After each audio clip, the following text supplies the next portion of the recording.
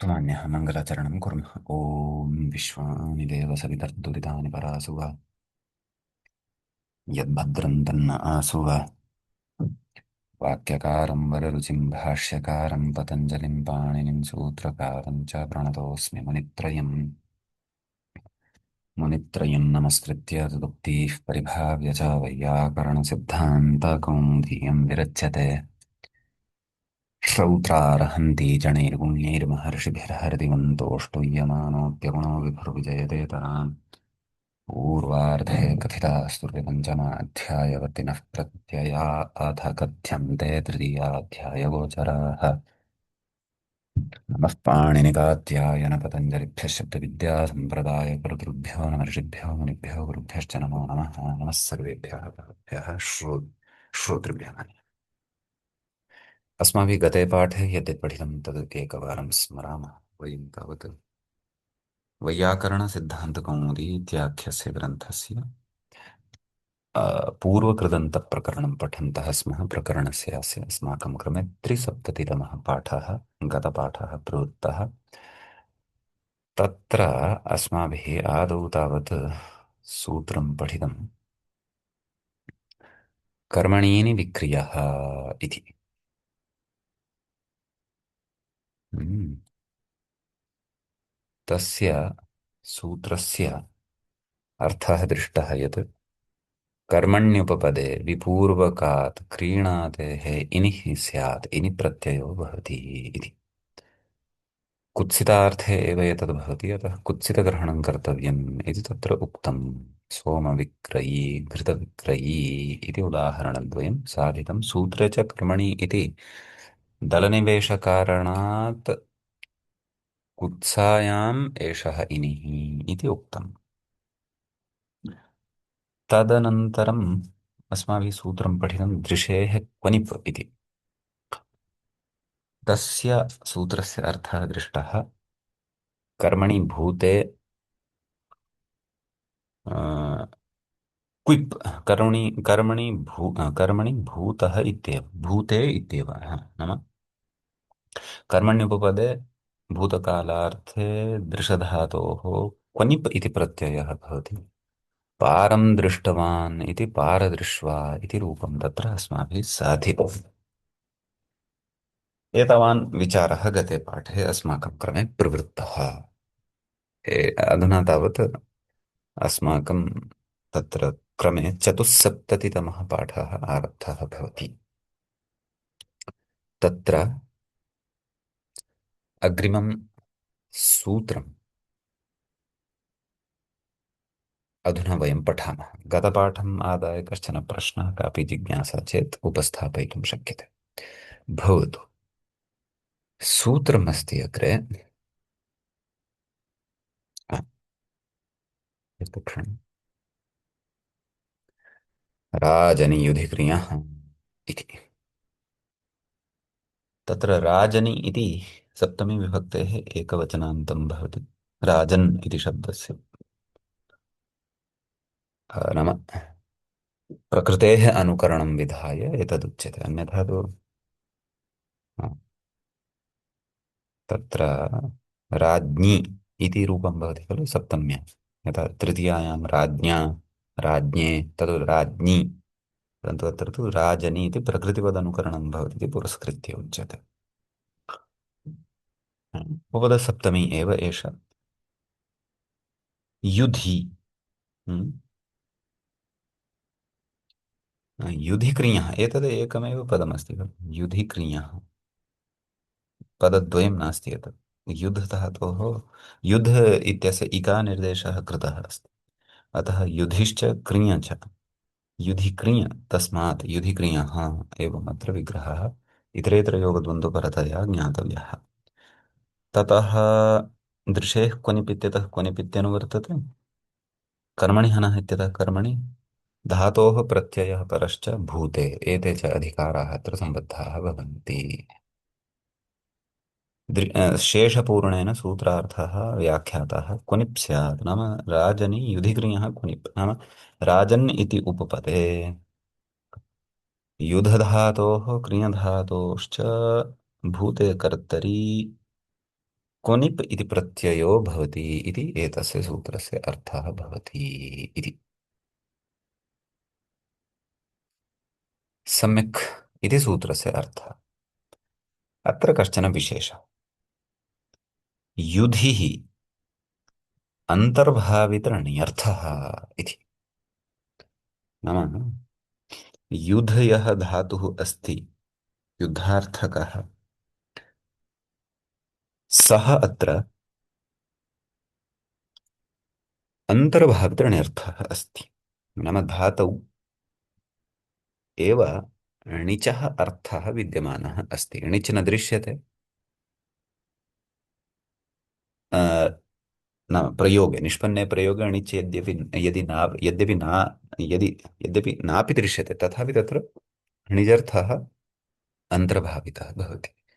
अन्तर्भावितानां णिजर्थानां विषये च पूर्वमपि अस्माकं चर्चा प्रवृत्ता वर्तते। अतः अत्र सूत्रार्थः उच्यते, क्षम्यताम्, उदाहरणमुच्यते राजानं योधितवान् इति राजयुध्वा इति। हम्म? नाम मन्त्रणया वा अभिमन्त्रणया वा प्रेरणया वा प्रचोदनेन वा राज्ञः युद्धं यः कारितवान्, हम्म, स्वयं युद्धं न कृतवान्, कारितवान्, सः यः कारितवान् सः राजयुध्वा भवति इत्यस्ति। तर्हि तत्र राजन् अम् इति कर्मण्युपपदे युध धातोः, युध इति अन्तर्भावितण्यर्थात् धातोः क्वनिप् इति प्रत्ययो भवति, तस्य वन् इति अवशिष्यते। राजयुध्वन् राजयुध्वन्, तदेव यथा राजन् शब्दस्य रूपाणि भवन्ति, राजा राजानो राजानः, तद्वत् राजयुध्वा राजयुध्वानौ राजयुध्वानः इति इमानि रूपाणि अत्र भवन्ति इति भावः। सम्यक्। ततः क्रियधातोः क्वनिपः उदाहरणं पश्यन्तु।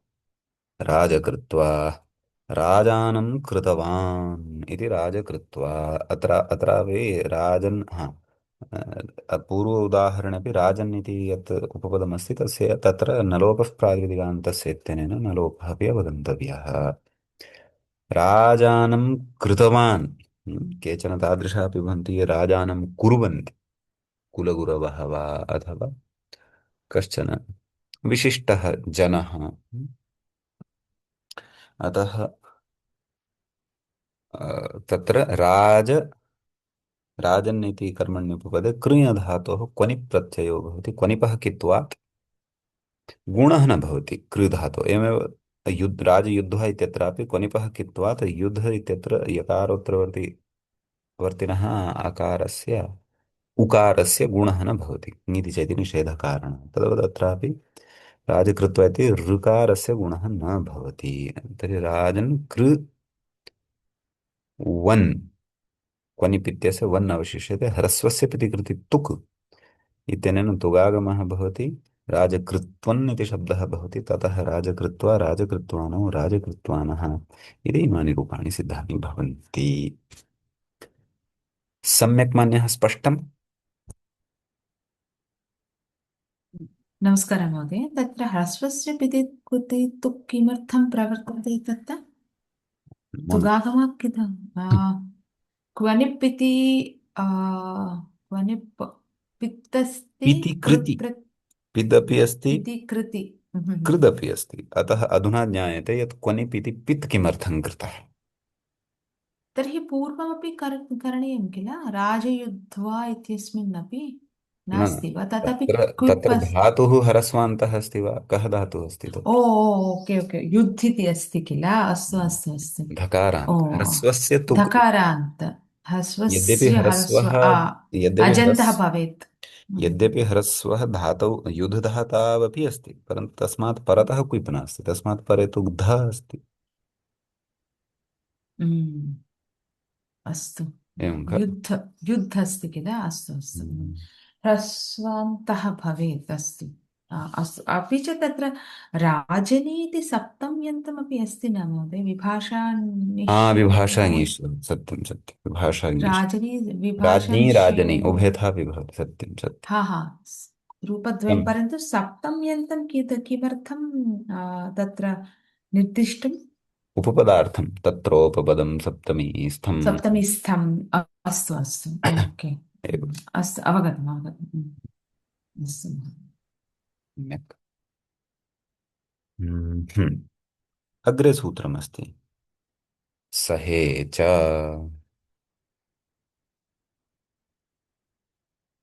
नाम तत्र गतसूत्रस्य सर्वः अपि विषयः अत्र अनुवर्तते, परन्तु उपपदं परिवर्तितमस्ति। नाम सः इति उपपदे सत्यपि, सः इति उपपदे सत्यपि युधिक्रियोः नाम क्रियः तत्र क्वनिप् इति प्रत्ययः भवति इति सूत्रस्य अर्थः। अपि च कर्मणीति निवृत्तम् इत्यपि अस्ति खलु। नाम कर्मणि एतस्य शब्दस्य या अनुवृत्तिः अत्र आगच्छन्ती अस्ति तस्य अत्र निवृत्तिः जाता अस्ति। सहे च इत्यतः पूर्वं कर्मणि इति अधिक्रियते इति पूर्वं पठितमासीत् खलु। अतः तस्य अत्र सम्बन्धः नास्ति व्याख्यानेन, व्याख्यानञ्च लक्ष्यानुरोधेन। केवलं सः इति कारणात् इति वदति वा तत्र उपपदमिति आ, कर्मण्यै इति नास्ति किल आम् महोदय कर्मणि एतस्य अत्र अनुवृत्तिः नास्ति। अस्तु अस्तु तर्हि सः युद्ध्वा सः योधितवान् इति विग्रहः। नाम केनापि साकं युद्धं कारितवान् सः, सः नाम साकं। सम्यक्। अतः सः इति उपपदे अव्ययभूतम् उपपदं सः इति अव्ययं भवति। युधधातोः क्वनिपि सः युद्ध्वा इति राजयुद्ध्वा इति वद्भवति नाम विभक्तिकार्यम्। एवमेव सः कृतवान् नाम साकं कृतवान् किमपि कार्यं सः सः कृत्वा भवति इत्यस्ति विषयः। एतावानेव विशेषः अत्र वर्तते। पृथक्तया सूत्रकरणम् एतदर्थमेव कर्मणि एतस्य निवृत्तिः भवतु, अपि च अभीष्टानि रूपाणि सिद्धानि भवन्तु इति अत्र अवगन्तव्यं मन्ये। स्पष्टम्? आं महोदय स्पष्टमस्ति ततः अग्रे सूत्रमुच्यते सप्तम्यां जनेर्डः इति। सप्तम्याम् इति सप्तमी विभक्तेः एकवचनमस्ति। सप्तम्याम् इति पदं सप्तम्याम् अस्ति। जनेः पञ्चम्यन्तमस्ति। डः इति प्रथमान्तमस्ति। सम्यक्। तर्हि कोऽर्थः? तत्र धातोः प्रत्ययः परश्च भूते एते अधिकाराः अत्र सम्बद्धाः भवन्त्येव।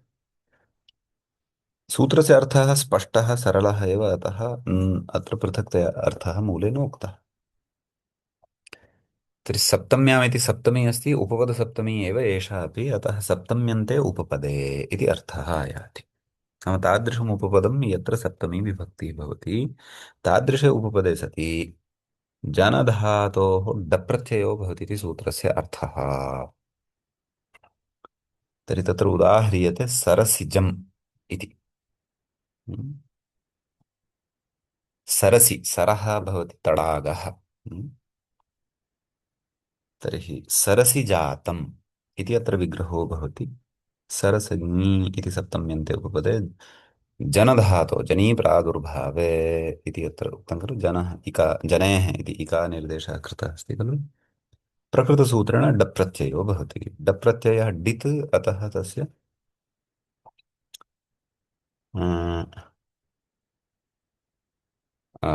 अ अवशिष्यते। ततः टेः इत्यनेन भस्यापि डित्तुसामर्थ्यात् भस्यापि टेर्लोपः इति कृत्वा भसंज्ञा नास्ति जन इत्येतस्य, तथापि डित्तुसामर्थ्यात् अन् इति एतावतः भागस्य लोपः भवति। अतः सरस इ ज अ जन् इत्यत्र अन्तु लुप्तः। सम्यक्। ततः ङि या अस्ति सप्तमी विभक्तिः तस्याः सुबोधातुप्रातिपदिकयोः इत्यनेन लुक् प्राप्तः भवति, परन्तु अलुक् प्रकरणे एकं सूत्रं पठ्यते, तत्पुरुषे कृतिबहुलम् इत्यनेन अलुक् भवति। नाम इकारः नैव लुप्यते। ङि ङि इति सप्तम्यन्तं, सप्तमी या अस्ति सा न लुप्यते। अतः सरस् इ ज सरसिज विभक्तिकार्यं कुर्मश्चेत् सरसिजम् इति रूपं सिद्धं भवति इत्यस्ति विशेषः। सम्यक्। महोदय, तत्र अन् इत्यस्य लोपः कथं जायते जन् इत्यस्य? टेः इति सूत्रेण। यदि तस्य सूत्रस्य अत्र ओ, निमित्तानि न सन्ति, हम्म। तथापि डित्तुसामर्थ्यात् अभस्यापि टेर्लोपः इति उच्यते खलु। ड इति डित् टेः, किमर्थं कृतम्? हा, डित् इति अस्ति, तत्र टेः इत्यस्य सूत्रे अस्ति वा? किम्? डित्वसामर्थ्यात् आम्, टेः इति लो, तद्विषये उच्यते। यतोहि टेः इति सूत्रं वस्तुतः डिति परतः भसंज्ञकस्य लोपं करोति। सम्यक्। हा, भसंज्ञकस्य अङ्गस्य टी संज्ञकस्य डित् प्रत्यये परे लोपः भवति इति परन्तु उक्तम्। भसंज्ञा अपेक्षिता अत्र परन्तु भसंज्ञा नास्ति किल? नास्ति अत्र। तथापि डित् करणं किमर्थं? व्यर्थं स्यात् खलु। व्यर्थं सत् ओ, एवं ज्ञापयति वा? यत् हम्म। अभस्यापि टेः क्वचित् लोपः भवति डित्वसामर्थ्यात्। डित्वसामर्थ्यात् एवं। अभस्यापि हम्म, टेर्लोपः इत्युच्यते। हम्म। अस्तु अस्तु। एवं खलु। हा। तर्हि महोदय, सरसिजम् इति तु अलुक् समासः अस्ति। अस्तु, हा। परन्तु तत्र निमित्तं किमस्ति? केन कारणेन अलुक् समासः जायते? सर्वे सर्वे समासाः तत्र लुक् नास्ति किल? निमित्तं किमस्ति? तत्पुरुषे कृति बहुलम् इति अस्ति खलु सूत्रम्। कृदन्ते हम्म, शब्दे परतः तत्पुरुषसमासे हम्म। बहुलं लोपः भवति। बहुलम् अलुक् भवति। अस्तु, अलुक् भवति। अलुक् भवति। अस्तु, अत्- लुक् न भवति इत्येव। अस्तु। अत्र अपरः अपि नाम बहुलग्रहणसामर्थ्ये तत्र लुक् नापि भवति इत्यपि अस्ति। तदा तत्र न, अलुक् नापि भवति, नाम लुक् भवत्येव इति। अतः तत्र चेत् अस्तु, सरसज्जम्, पुनः सकारस्य सरसजम्। रुत्वम् उत्वम्, सर ऊ जम् गुणं कृत सरोजम् इत्यपि रूपं भवति। ओ, एवम्। अस्तु अस्तु। अस्तु महोदय। हा। अग्रे उच्यते उदाहरणान्तरम्। मन्दुरायां जातः मन्दुरजः। तर्हि अत्र आ, मन्दुरा ङि जन्, नाम मन्दुरा ङीति सप्तम्यन्ते भवति जनधातोः डप् प्रत्ययः सप्तम्यां जने ऋडः इत्यनेन भवति। टेः लोपः पूर्वदेव भवति। मन्दुरा मन्दुरा ज इति भवति। तर्हि तत्र कथयति, ह्रस्वं स्मारयति, पूर्वं पठितं ह्रस्वं स्मारयति। ज्ञापोः इति ह्रस्वः एकं सूत्रमस्ति। ज्ञापो संज्ञा छन्दसोर्बहुलम्। ञन्तम् आवन्तं च यद्वर्तते तस्य संज्ञायां गम्यमानायाम् अपि च वेदे छन्दसोः बहुलं ह्रस्वः भवति। अतः मन्दुरा इत्यत्र यः आकारः अस्ति तस्य अकारः जायते। अतः मन्दुरज मन्दुरजः। मन्दुरा भवति अश्वशाला, यत्र अश्वाः बध्यन्ते संरक्ष्यन्ते। अतः तादृश अश्वशालायां यः जातः उत्पन्नः सः मन्दुरजः भवति इति सूत्रस्य इति उदाहरणे सूत्रस्य प्रवृत्तिः अवगन्तव्या। मन्ये अवगतम्। आम्, अस्तु, तर्हि कः मन्दुरजः भवति? कुत्रापि द्रष्टव्यं, आम्, संज्ञा एव एषा अस्तु। इति चिन्तयामि। कोशाः परन्तु द्रष्टव्यः, एकवारं पश्यामः किम्। मन्दुरजः, मन्दुरा इत्येव उक्तम्। मन्दुरजः इति तु न दृश्यते। द्रष्टव्यं कुत्र प्रयोगः इति वाङ्मये अन्वेष्टव्यम् अन्यः। सम्यक्। अग्रे पठामः अग्रिमं सूत्रम् इतोपि एकम्। आम् लघुसूत्रमेव अस्ति खलु। आम्, पञ्चम्यामजातौ इत्यस्ति। पञ्चम्याम् इति सप्तम्यन्तम् अस्ति। अजातौ इत्यपि सप्तम्यन्तम् अस्ति। न जातिः अजातिः तस्याम् अजातौ इति विग्रहः। सप्तम्यां जनेर्डः इत्यतः जनेः इत्यनुवर्तते। डः इत्यपि धातोः प्रत्ययः परश्च भूते एते च अधिकाराः अनुवर्तन्ते। सूत्रस्य अर्थः अवलोक्यते। अजातौ इत्युक्तं खलु। अतः जातिशब्दवर्जिते पञ्चम्यन्ते उपपदे, नाम पञ्चम्यन्तम् उपपदम् अत्र तादृशमपेक्षितं यत् जातिवाचकं न भवेत्। जातिः नाम जन्म। स्त्रीलिङ्गप्रत्ययप्रकरणे जाति व्याकरणदृष्ट्या जातेः व्याख्यानं क्रियते विस्तरेण। जातेरस्त्रीविषयादयो पदात् इत्यादिषु भवतु। तर्हि जातिवर्जिते पञ्चम्यन्ते उपपदे पञ्चम्यन्तम् उपपदं जातिवाचकं न स्यात्। तादृशे उपपदे जनधातोः डप्रत्ययो भवति इति सूत्रस्य अर्थः। तर्हि संस्कारजः इति उदाह्रियते। संस्कारात् जातः इति विग्रहः क्रियते। तर्हि संस्कारशब्दः जातिवाचकः नास्ति। सम्यक्। अतः संस्कारात् जातः, संस्कारात् इति पञ्चम्यन्ते उपपदे तदेव पञ्चम्यामजातौ इत्यनड् प्रत्यये उपपदमदिङ्गिति उपपदसमासे सुब्लुक् इत्यादिकं कृत्वा संस्कारजन् टिलोपः संस्कारजः। एवमेव अदृष्टात् जातः सः अदृष्टजः। कदाचित् यस्य उत्पत्तिः जायते तत् साक्षात् न दृश्यते कस्यचित् अपि वा। कस्यचित् सुखस्य वा दुःखस्य वा हर्षस्य वा आनन्दस्य वा रागस्य विरागस्य वा कारणात् यस्य उत्पत्तिः जायते। हम्म, अतः तादृशं कारणं तद् अदृष्टं भवति।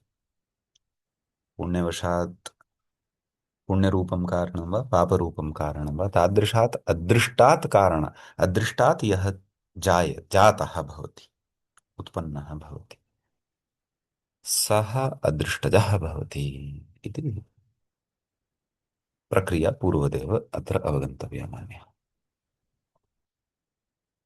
अजातौ इत्युक्ते जातिवाचकशब्दः वा महोदय तत्र किम् अस्ति जातिवाचकशब्दः न स्यात्। विपरीत उदाहरणं किमपि अस्ति वा तत्र काशिकायां स्यात् यथा ब्राह्मणात् जातः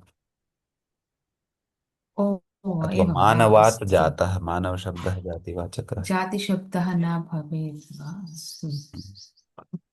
तर्हि अत्र काशिकायां स्यात् विपरीतश अत्र पश्यन्तु। हा पश्यन्तु अस्मि। पञ्चम्यामजातौ पञ्चम्यामजातौ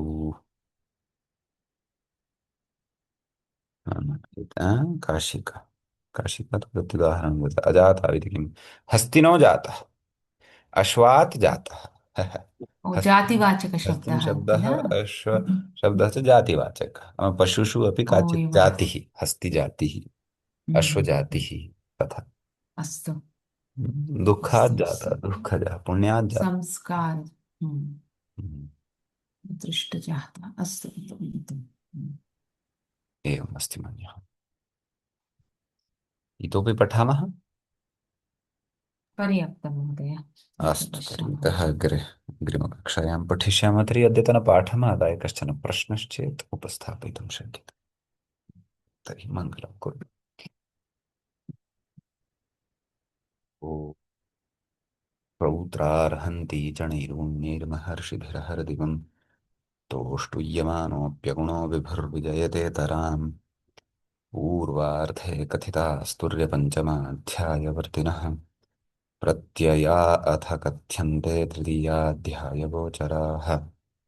नमः पाणिनिकात्यायनपतञ्जलिभ्यः सिद्धविद्यासम्प्रदायकर्तृभ्यो नमः ऋषिभ्यो मुनिभ्यो गुरुभ्यश्च नमो नमः। एवञ्च वैयाकरणसिद्धान्तकौमुदी इत्याख्यस्य ग्रन्थस्य पूर्वकृदन्तप्रकरणस्यास्य चतुस्सप्ततितमः पाठः अस्माकं क्रमे सम्पन्नतां गतः। अग्रिमे पाठे अग्रिमं सूत्रमादाय पुनः उपस्थिताः भविष्यामः। तावता नमः सर्वेभ्यः भवद्भ्यः श्रोतृभ्यः मान्यः नमः। शुभदिनम्।